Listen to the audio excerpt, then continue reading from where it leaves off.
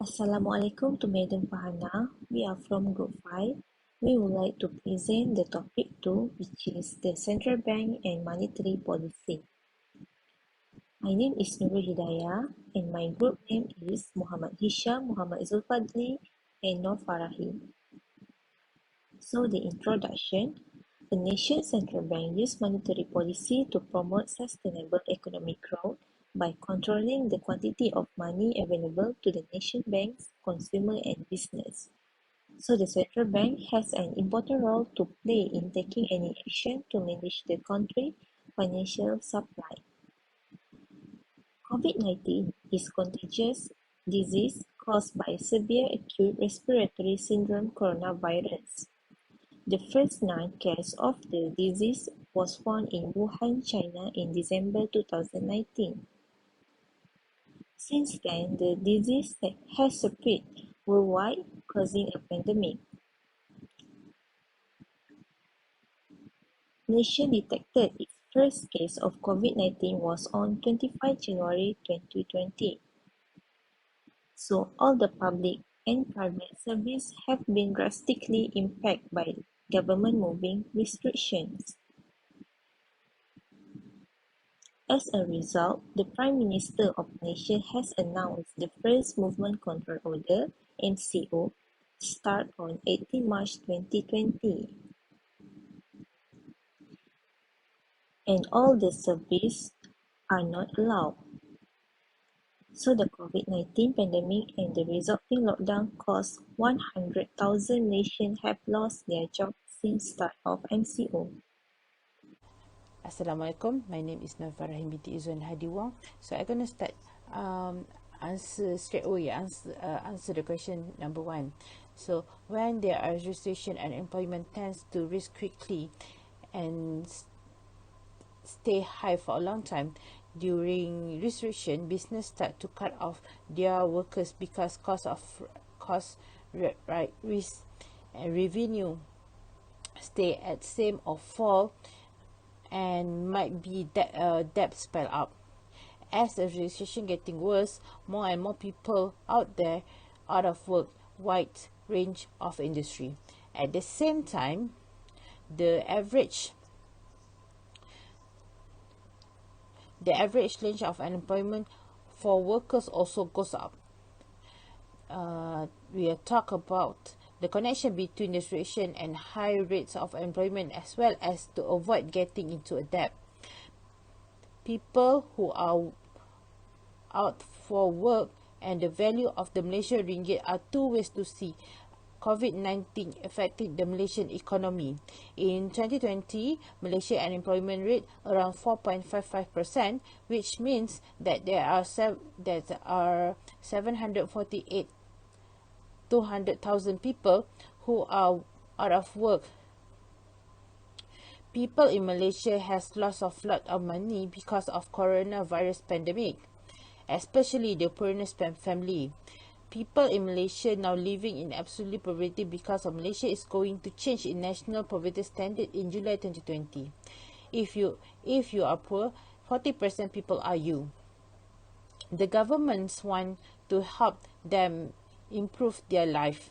As cost of living rise, their slow.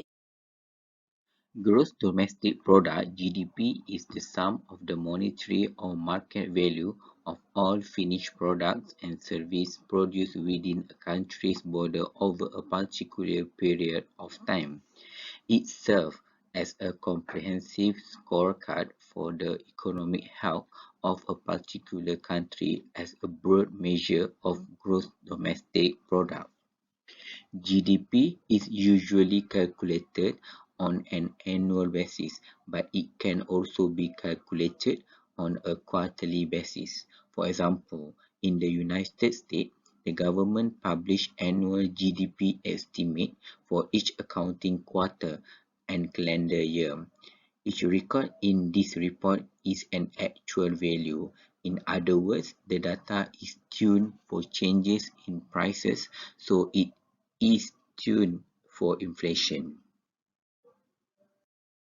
In short, Malaysia's economy entered the negative territory in the second quarter of 2020 and was hit hardest during the implementation of the first MCO when the economy collapsed to 70.2%.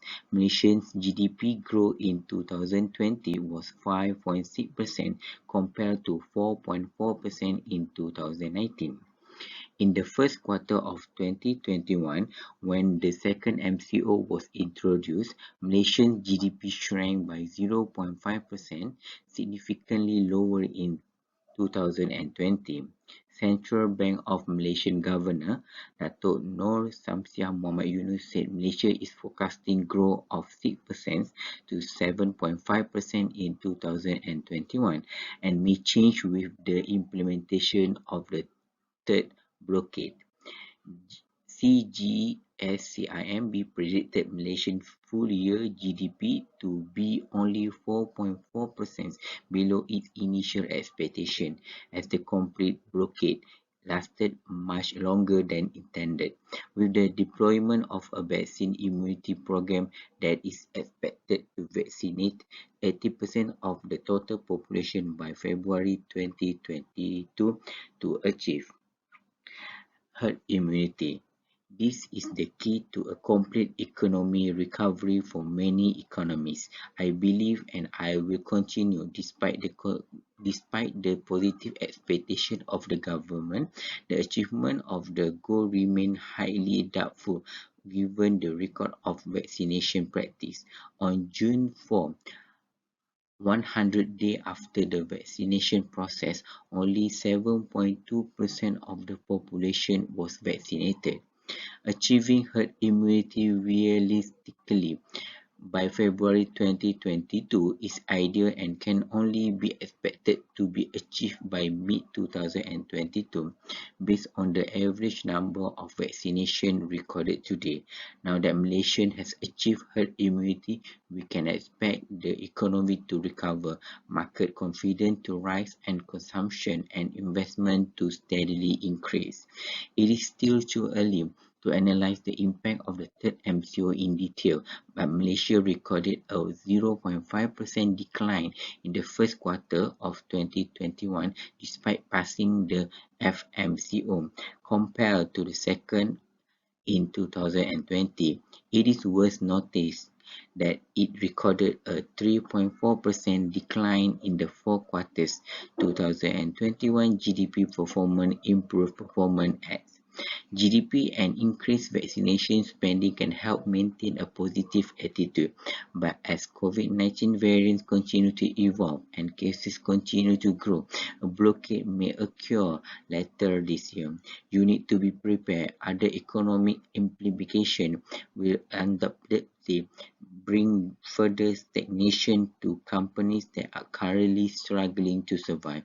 Currently, 40% of SMEs are on the verge of closure. That's all from me. Thank you. Hello, my name is Muhammad Zulfadli bin Muhammad Fauzan, and for my part, I would like to explain for the effect of recession or unemployment of Malaysian economy.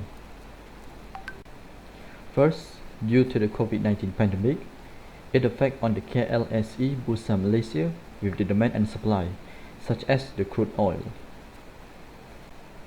It also affects on the overnight policy rate, also known as OPC in Bank Negara Malaysia. It dropped significantly to 1% in the year 2020.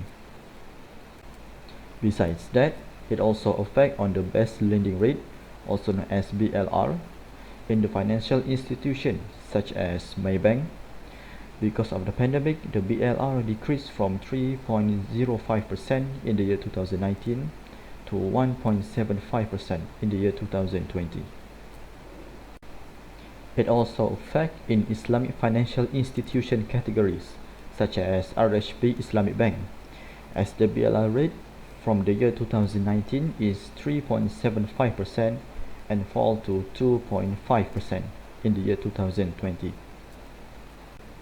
Lastly, in the development financial institution standpoint, such as the Bank Rakyat, also made a decrease in the BLR rate from 3.85% in the year 2019 to 2.6% in the year 2020. The last is policy tool and its effects on the economy in order to overcome recession or unemployment. The first tool is reserve requirement.